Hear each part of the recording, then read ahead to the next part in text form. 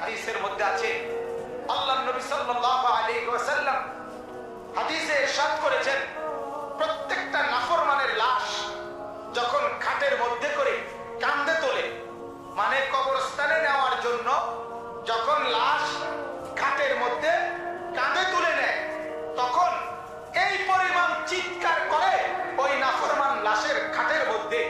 আল্লাহর নবী সাল্লাল্লাহু আলাইহি ওয়াসাল্লাম বলেন, যদি একটা সেকেন্ডের চিৎকার তোমরা ওই নাফরমানের শুনতা, তাহলে পৃথিবীর কোনো মানুষ কাউকে কাঁধে আর লাশের খাটিয়ে তুলতো না, বরং ফেলে রাখতো আর কুকুর বিড়ালে খাইত।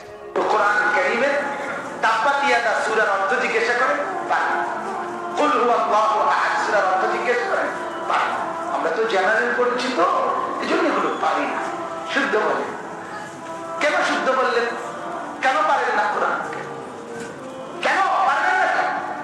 কোন যুক্তিতে এটা বললেন? মুসলমান না আপনি?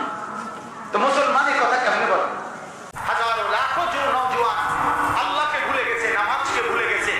কোরআনুল কারীম মুসলমানের সন্তান স্কুলে পড়ে, কলেজে পড়ে, ইউনিভার্সিটিতে পড়ে, বাংলা, অঙ্ক, ইংরেজি, পদার্থবিজ্ঞান, জীববিজ্ঞান, রসায়ন বিজ্ঞান, উচ্চতর গণিত, তথ্য যোগাযোগ প্রযুক্তি, সকাল ফজরের পর থেকে একবার প্রাইভেট, একবার কোচিং, একবার হাউস টিউটর, একবার স্কুলের টিউটর, কত জাতের, কত রঙের, কত পড়া পড়ে, এত কিছু পড়ে একটা গোল্ডেন এ প্লাসের জন্য, একটা এ প্লাসের জন্য।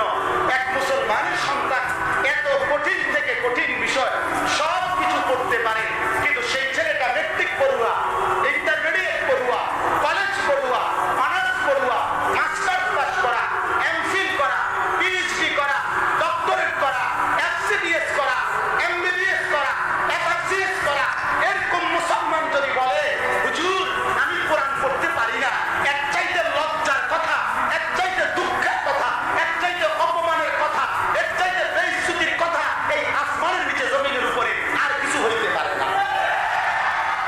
আজ তোমরা তোমাদের নারীর ছবি দেখাকে প্রিয় বানায় ফেলছো মিয়া। এক ওয়াক্ত নামাজ পড়তে মন চায় না, তুমি কেমনে মুসলমানের বাচ্চা? আরে তুমি মানুষের বাচ্চা কেমনে মিয়া? তুমি মানুষের বাচ্চা কেমনে? মুসলমানের বাচ্চা পরের কথা। একটা ওয়াক্ত নামাজ পড়তে মন চায় না,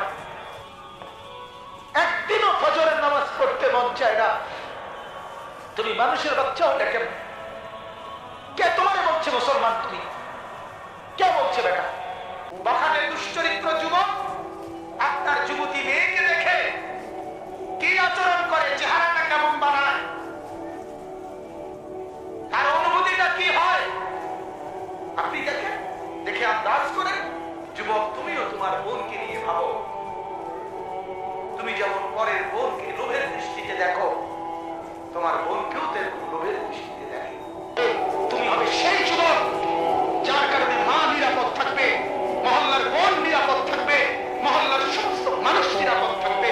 অথচ তোমার মতো একটা নওজোয়ান যুবকের কারণে আজকে মুসলমানের মা বোন নিরাপদ না। তুমি জন্তু জানোয়ারের চেয়ে কত নিকৃষ্ট, হাইওয়ানের চেয়ে কত খারাপ। আজকে ছেলেরা, আমি প্রায় দেখি ছেলেরা মোটরসাইকেল চালায়, মনে হয় যেন তার কুত্তা কামড়াইছে, এই জন্য এত জোরে আরে কুত্তা কামড়াইছে, কুত্তা, তার কুত্তা কামড়ে এভাবে দৌড়ায় রাস্তায়, কোনো জানের মায়া নাই। মানুষ কি এত বোকা হয়, এত পাগল হয় মিয়া? একটা মুসলমানের ছেলে, তুমি, তোমার বয়স 16 বছর, তুমি মানুষের বাচ্চা হলে তুমি হাফ প্যান্ট কিনতো কেমনে? তুমি কি জানো তোমার কি খোদায় এক বিন্দু রুচি দেয় নাই? পোশাক মানুষের পোশাক, আল্লাহর দান, নিজের সতর খোলা রাখা, এটা তো বেহায়ার লক্ষণ, অসভ্য লক্ষণ। সিনেমার নায়িকা যেভাবে সাজে, টেলিভিশনের গায়িকা যেভাবে সাজে, আমাদের বোনেরা মুসলমান হওয়ার পরেও আজকে এইভাবে সেজে গুজে 8-7 কাপড় পরে ঘন্টার পর ঘন্টা পাউডার স্নো মেখে রাস্তায় রাস্তায় হাঁটে, বাজারে আর মার্কেটে অন্য পুরুষদেরকে নিজের রূপ, নিজের যৌবন, নিজের সুন্দর স্বাস্থ্য, আল্লাহর দেওয়া নিয়ামত, সেটা দেখায়। বলেন নাউজুবিল্লাহ।